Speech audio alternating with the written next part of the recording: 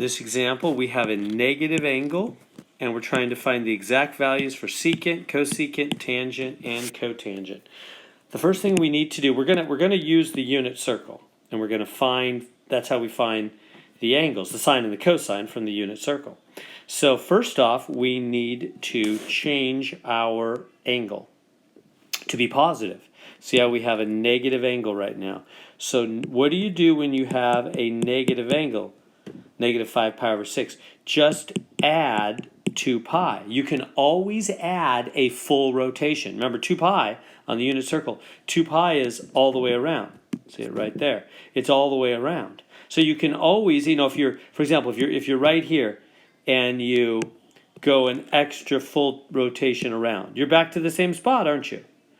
So you see what I'm saying? Whenever you're at a location and you add 2 pi, you add a full rotation, you're back to the exact same spot. You haven't changed your spot.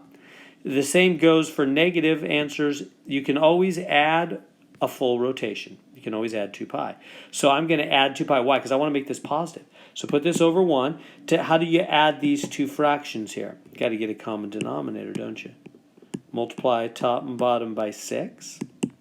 And so we get minus 5 pi over 6 plus 12 pi over 6, right? That's just a fancy 2 pi there, isn't it? 12 divided by 6 is just 2. So just, there we go. Minus 5 pi plus 12 pi over 6 is 7 pi over 6. So that means that minus 5 pi over 6 and positive 7 pi over 6 are the same spot on the unit circle, aren't they? They've got to be. Why? How do I know? Because I just added one full rotation. So as we saw down on the unit circle, when you add a full rotation, you come back to the same spot. So minus 5 pi over 6 must be the same spot as positive 7 pi over 6.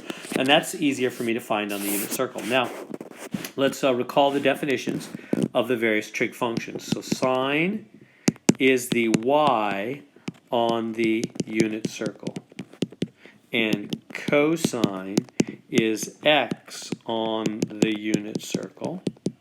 Tangent, and the other four trig functions all come from sine and cosine. Tangent is just sine over cosine, and then the other ones, the other three, are all reciprocals. So let me write that. They're reciprocals, they're upside down. So the cosecant, that is 1 over the sine. And the secant, that is 1 over the cosine. And the cotangent, that's upside down to the tangent. So it's cosine over sine, right? That's upside down. So there we go. This is sine here. So there's the 6 trig functions. We just start with sine and cosine, and then the other 4 are all made out of sine and cosine. So what do we want for starters? Secant. Well, what is secant right here? Secant is 1 over cosine. So 1 over cosine. And what's cosine? Well, now we're going to go for negative 5 pi over 6. We're going to go look at positive 7 pi over 6, because that's the same spot on the unit circle. Let's go find positive 7 pi over 6. There it is. So the cosine is here, and the sine is here. Remember, it's always cosine first. Cosine's the x. Sine is the y. Always. So cosine, negative root 3 over 2. Negative root 3 over 2. So we'll go 1 over negative root 3 over 2. Now what do we do with that? Well, we gotta flip it, don't we? In fact, I think I'm just going to save time. I'm just going to flip it right here. It'd be negative 2 over root 3. That's the flip, right? I flipped it upside. 1 over something means to flip it. So I flipped it, and we can't have a root on the bottom, so we have to multiply top and bottom by root 3. Let me get this out of the way here. And we get negative 2 root 3. On the bottom, root 3, that's square root of 9, which is plane 3. So there's, oops, that's not such a good box. So there's the first answer, negative 2 root 3 over 3. Let's go to the cosecant. What is the cosecant? It is 1 over the sine. So this is going to be 1 over the sine, which means it's the upside down of the sine. Now what's the sine? Well, let's go to the unit circle. What angle are we looking for? 7 pi over 6, positive 7 pi over 6, right? The negative 5 pi over 6 is the same spot as the positive 7 pi over 6. We found that by adding a full rotation. So it's right here. The sine is negative a half.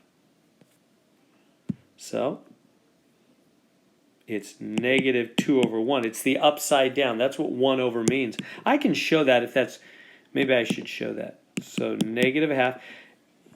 Whenever you have a fraction on the bottom of a fraction, remember this means 1 divided by negative a half, doesn't it? And dividing is upside down multiplying. So you can multiply by negative 2 over 1. Dividing by something is the upside down of multiplying by it. Right? You know that. 10 divided by 2 is 5, just like 10 times a half is 5, right? Half of 10 is 5, and 10 divided by 2 is 5. Either way, if you divide by 2 or multiply by the upside down of 2, you get the same answer. So dividing by a number is the same as multiplying by the upside down. So we're going to multiply by this, so that's negative 2 over 1. So from now on, we can just save time. And we can just say, okay, 1 over it just means the upside down, negative 2 over 1, so it's negative 2. So there it is. We got the cosecant. Let's get the tangent. What's tangent? Sine over cosine. So sine over cosine. Sine was negative a half. Cosine was negative root 3 over 2, right, from the unit circle. Cosine's negative root 3 over 2. Sine's negative a half at 7 pi over 6. Okay, so how do we simplify that? Well, again, dividing, when you have a fraction on the bottom of a fraction, you're dividing, that means, right? This bar means divide. You're dividing by a fraction. Well, to divide by a fraction means to multiply by the upside down, doesn't it? Right? You just grab it and you flip it up upside down, because dividing is just upside down multiplying. And then these cross cancel and the two negatives make positive 1 over root 3. Can't leave a root in the bottom, so we multiply top and bottom by root 3. We get root 3 over the bottom. Root 3 is root 9, and root 9 is plane 3. There we go. So it's positive, regular root 3 over 3. What's the cotangent? Well, cotangent, oops, right here, cosine over sine. So it's cosine over sine. Cosine is negative root 3 over 2. Let me try to do that a little better there. Negative root 3 over 2 over negative a half. Again, dividing by a fraction, it flips up and you multiply by the upside down. Negative square root 3 over 2 times negative 2 over 1. Two negatives make positive. These twos cancel. And it's just root 3. I mean, it's root 3 over 1, but we don't leave 1s in the bottom. So it's just root 3. And so there we go. We have found the other 4 trig functions at that angle. It's just by using the unit circle. So first we had to take the negative angle and add a full rotation. Add a 2 pi, because we didn't want a negative angle. That would make it positive. And you can always add a full rotation. You're in the same spot when you're done. So we got 7 pi over 6. We went and found sine and cosine on the unit circle here at 7 pi over 6. Got our sine and cosine. Came on back. And then we were able to figure each of the other 4 trig functions from the definitions right there. There we go.